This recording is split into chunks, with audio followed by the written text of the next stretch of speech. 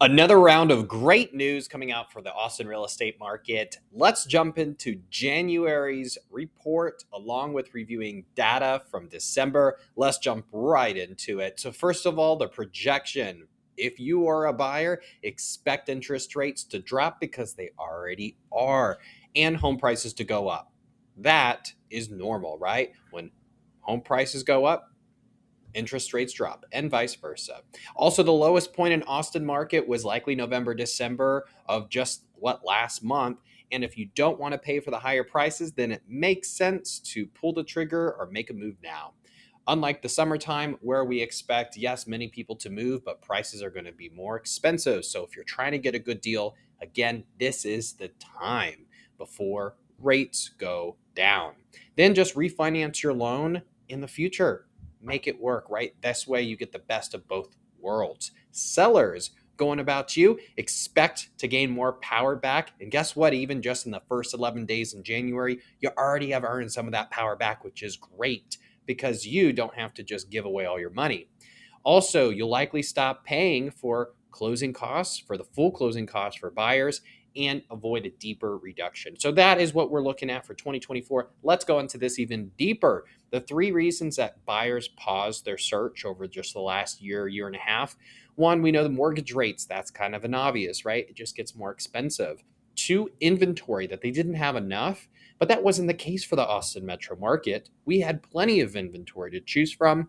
Our prices were just so high from 2022 that they needed to reduce, and they did by 19.3%, right? Still, we have above 20% appreciation overall since 2020.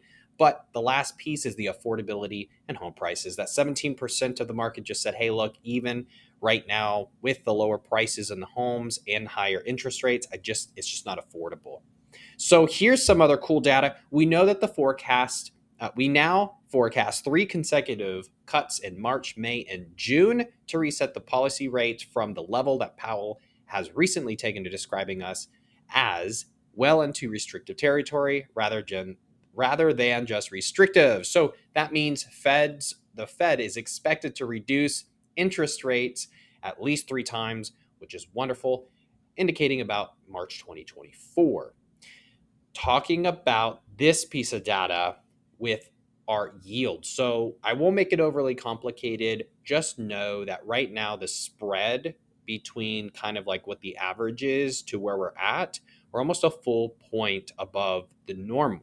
So that impacts rates, meaning it's more expensive. We expect the spread to reduce, hopefully to 2%, and that would get us in the interest rate range of the fives.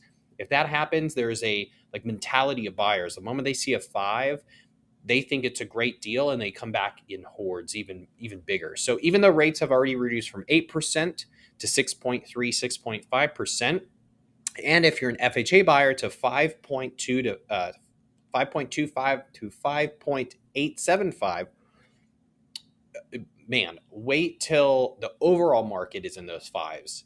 That's why we're expecting 2024 to just be a really, really busy season as consumer confidence has improved, interest rates are reducing, and the job market has gotten better.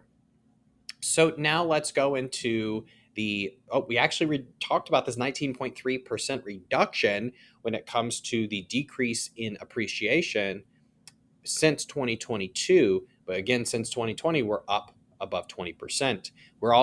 We understand, I spoke about this last month, that the pent up demand for buyers is high here in the Austin market. We're the number 1 city in America with the pent up buyers. So we expect them to come out in 2024.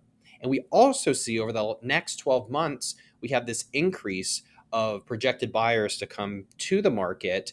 Again, right now, at that 17%. So we're just going to expect this to increase even more.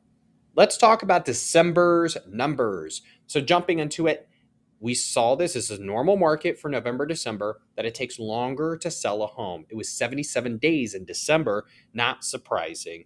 In January, we expect that to decrease. So it should be quicker to sell a home starting from now and onward. New listings did increase 7%, and the close price to list price ratio was 97%, meaning the sellers weren't just not negotiating. They were negotiating and allowing the price drop to be below their list price. The median list price dropped to $454,000, median close priced at $440,000, and active listings that was at 9,165 active listings. So we had more, about 2,300 more than normal, and we sold about 2,200 properties, but that is a decrease from norm, about a 561 fewer than normal. Here's the funny part: our inventory is at 4 months. So why is this interesting to me? Because why do we have such a low inventory number on single family homes?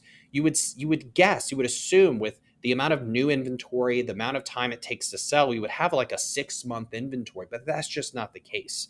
So with just only 4 months of inventory, and a good portion of that is new construction on the outskirts of the city.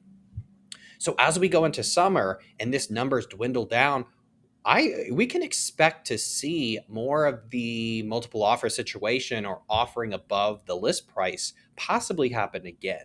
So let's see what happens through the summertime, but that's not too far off in the next 12 months to maybe 18 months. Sellers, all right, let's just make it layman terms. So first, better outlook for 2024. That's a positive. I haven't been able to say that in like 12 months. Active listings, that did go up. That's not a great thing. It should go down moving forward. Days to sell, again, that took longer to sell, but it's projected to decrease.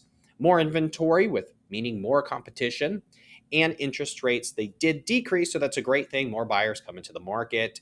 Buyers, they do have the negotiation power, but this has officially changed to 65 to 35. So you have 5% more power than you did last month in the first 11 days of January.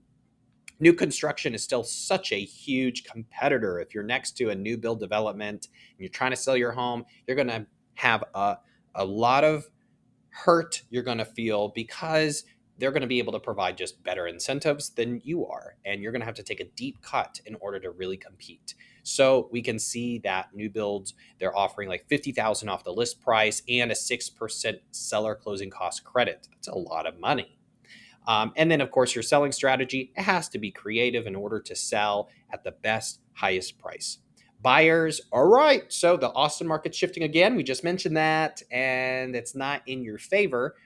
So again, if you're trying to get a great deal, you're going to want to make that decision sooner rather than later, where you have the competition. Buyers in Austin are starting at now, January. Interest rates, yes, they're decreasing. So that is great, because you could refinance your loan in the next 6 to 12 months. And so you keep that low purchase price, refinance, so your monthly payment goes lower. And sellers, they're still willing to negotiate for now. For now, we expect spring and summer that to go away. If you have any questions whatsoever, and you're just curious and you want to kind of pick our brain, that's what we're here for. We love to answer questions and help the public. All right, we'll see you next month. Bye.